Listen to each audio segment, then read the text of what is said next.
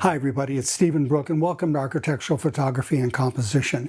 When artists say that a piece is painterly, what exactly do they mean by that?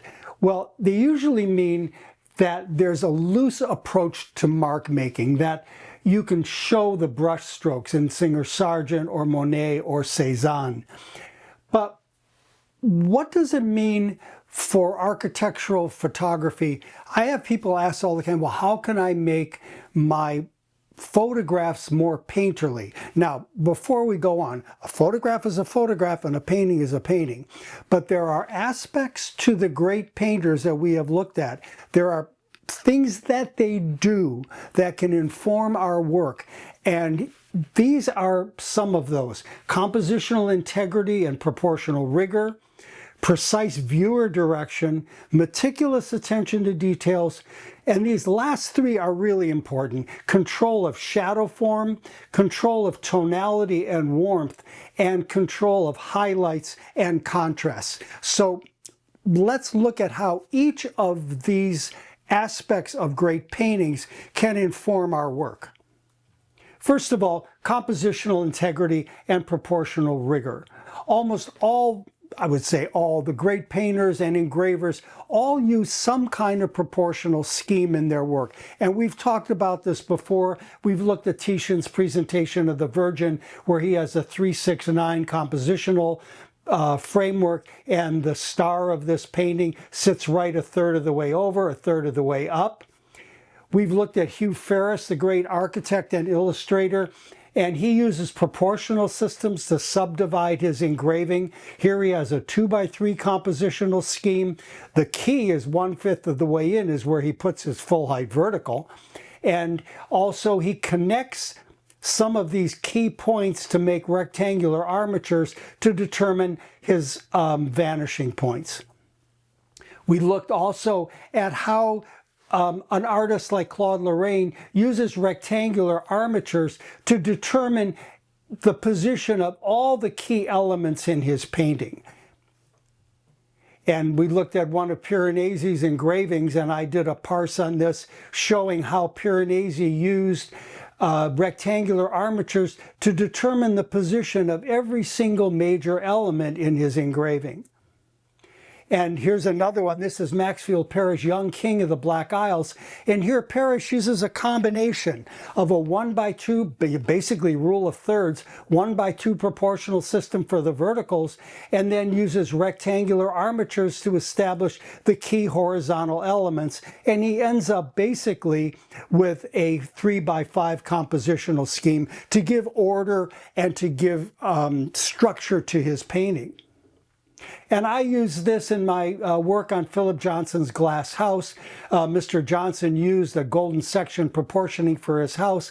And in all of my photographs, I used a 2x3 proportional scheme to be in harmony with what he did with his architecture.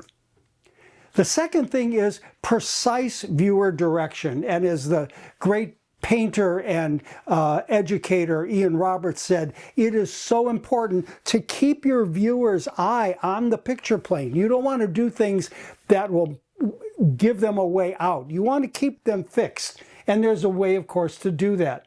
This is Canaletto's view, and he has these people positioned pretty carefully. But if you look at the direction that where they're looking, they all head you towards the architecture. Here, you have this angle down towards the architecture, and you can work your way through the people and get back to the architecture.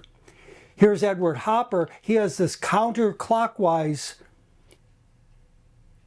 direction where you have the vertical leading this way. He's looking at the newspaper. She's over here looking at the piano, but she doesn't lose you. He has this vertical going this way, and he keeps your eye circulating on the picture plane. And I've done this with a house that Carl Abbott did. Here I have my entrance. I lead you up to the door. The angles take you this way. I've got a couple of boys here for scale figure. They're looking off frame, but I've got a nice vertical tree here to move you back. So I've got a nice controlled clockwise direction, just the way the painters who have informed my work, and I hope inform yours, exactly what they do.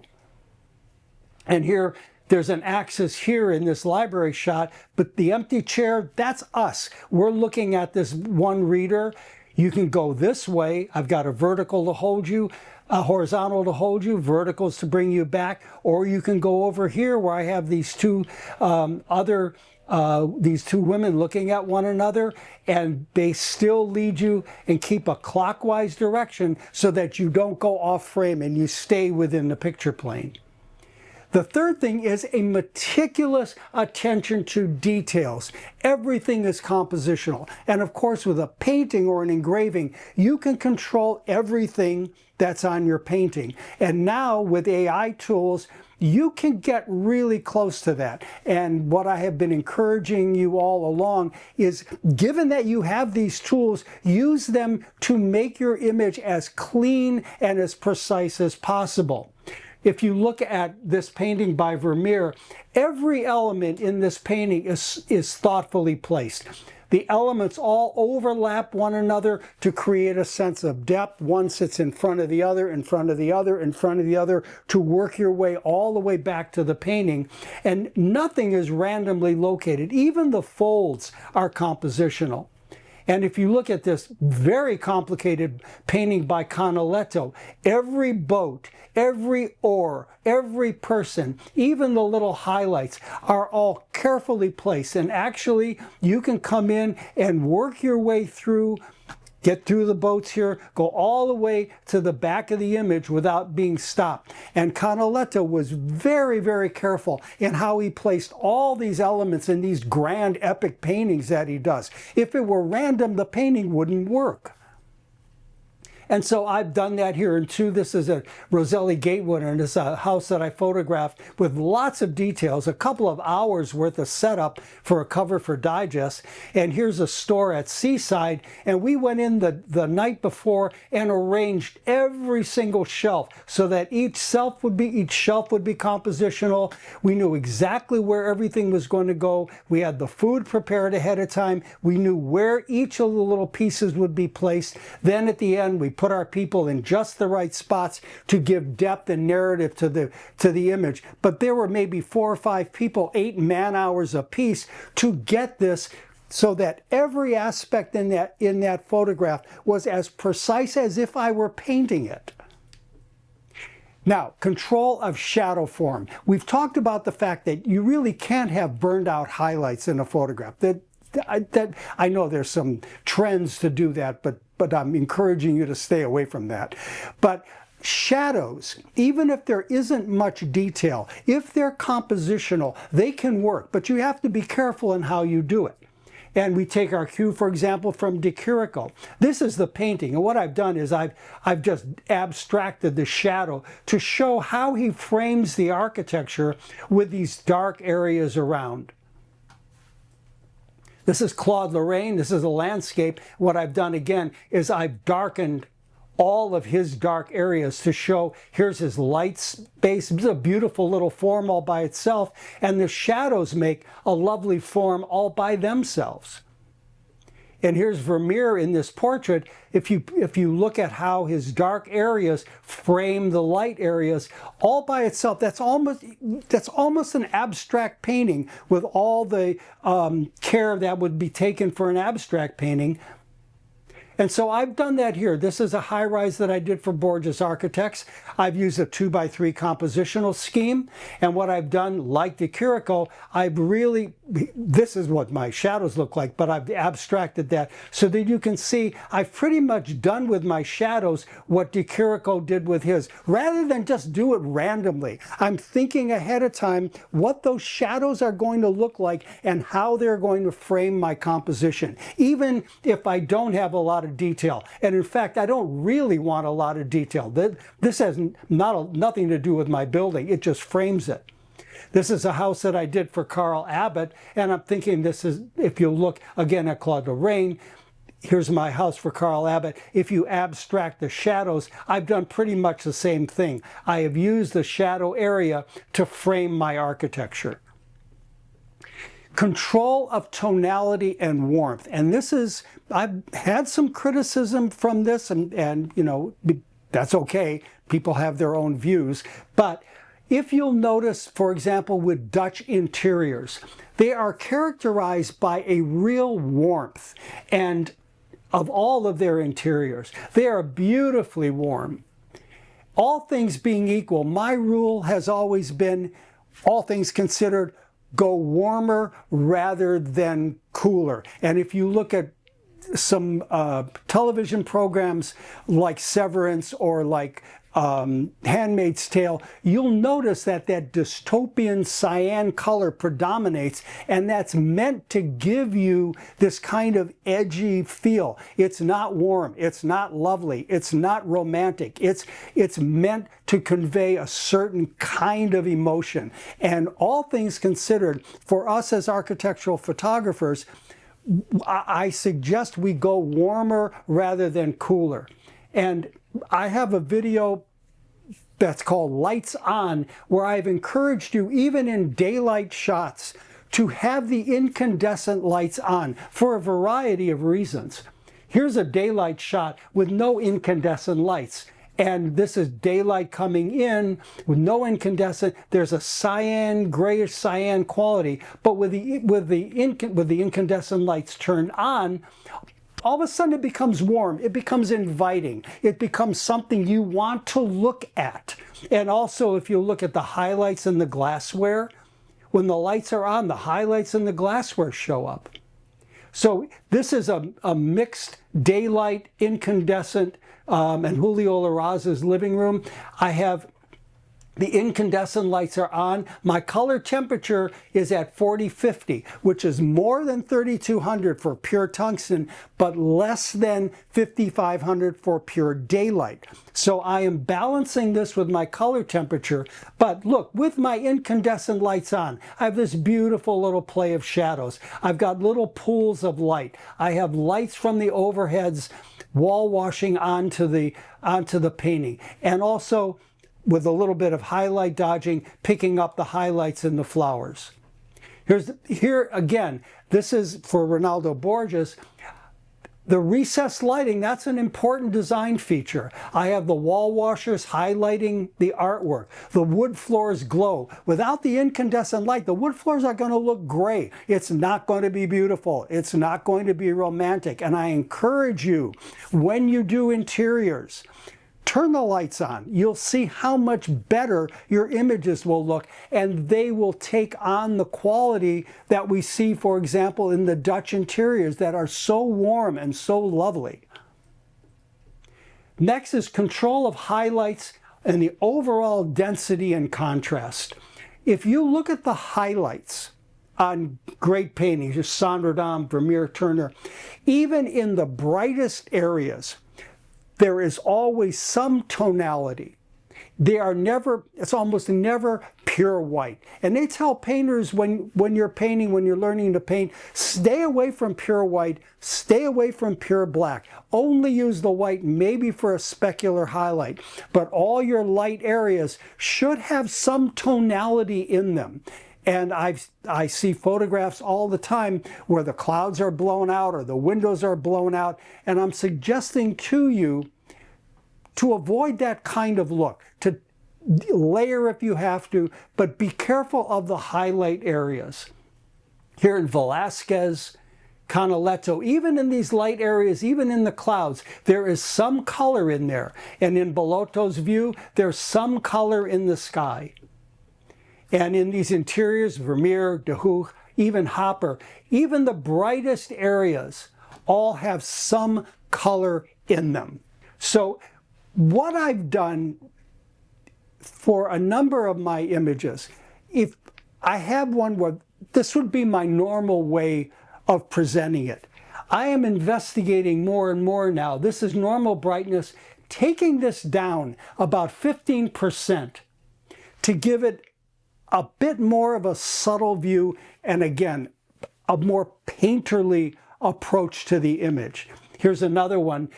This is normal contrast, normal tonality. I've got early evening looking, coming into the windows, this little blue tint.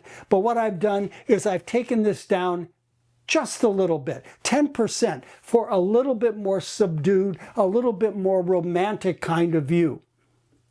And here's a third one. These are from Suzanne Martinson. Again, this is a perfectly fine photograph, but taking it down just a hair, keeping in mind everything else we talked about, I think gives this a, if you will, again, a more painterly approach to photography. And lastly, and this is so important, control of the highlights. If you look at Albrecht Altdorfer's painting, the Blue Dam, first of all, in the highlights, even the brightest area by the sunset, there is color even in this brightest area. But also the edges of the flowers, the edges of the shrubbery, all have little bits of highlight to give it volume, to give it interest. So here, for example, this is a view in the Naples garden. I've used the highlight dodge at 5% with a soft edge. And just to kick up a little bit of the foliage back here, and to give the foliage back here some volume. Now the lighting, the regular light, isn't going to do that. If you look at how Hopper adds strategically placed highlights throughout his painting to create interest and also to create depth. Again, remember, we're looking at a three-dimensional world and we're compressing it into 2 dimensions. So anything and everything we can do to create a sense of depth gives our image that much more interest. So this is a photograph at at a Gucci showroom, and if you look at it, this area is flat, this area is flat, it's flat back here, here, and this is with their lighting. This is with a highlight dodge, and I've gone through, instead of bringing lights, I've done this with a highlight dodge. I've pop out all these colors. Again, it gives depth to the image, it gives interest to the image, and it makes all the difference in the world. So these are the aspects of painting that I think can inform us as architectural photographers. Again, photos are photos, paintings are paintings, but what these great painters do can really help us in analyzing our imagery and give us hints as what we can do now with these great tools. Compositional integrity and proportional rigor, precise viewer direction, meticulous attention to details, control of the form of the shadows, control of tonality and warmth, and control of highlights and contrast. So if you like this video, it's going to be helpful, please give it a thumbs up. I want to encourage you to please subscribe to the channel. It doesn't cost you anything, but it helps support the channel because, frankly, the more subscribers we have, the more ads and the better ads that show up. And I know you hate them when they come through, but the advertising, frankly, does help support the site. And I want to keep this YouTube channel free. That was the idea at the very beginning. Now, if you're new to this work and would like a book that will cover every aspect of architectural photography from beginning to end, this is the one book for you. Architectural Photography and Composition. You can see the link below to get it. It doesn't cost very much, and I guarantee you it will change your work. If you are new, this is the one book you need. Now, if you would prefer to go through a course step by step where I take you on this journey together, a course on fundamentals of architectural photography and composition would be perfect for you. There are 46 lessons and a number of bonus videos, and I think it's economically priced. And I guarantee you, if you go through this course, at the end, you will produce professional quality architectural photographs. I guarantee it. Also, if you're starting out in business or need have some things that aren't going quite right, we now have a course on mastering the business of architectural photography. And it will take you from the very beginning of setting up your business, setting up your website, producing a portfolio, how to charge, how to deal with clients. We cover everything in this video, and I think this will help you tremendously and probably save you money down the line. So I hope you enjoyed this. Thank you for watching, and I look forward to seeing you again soon.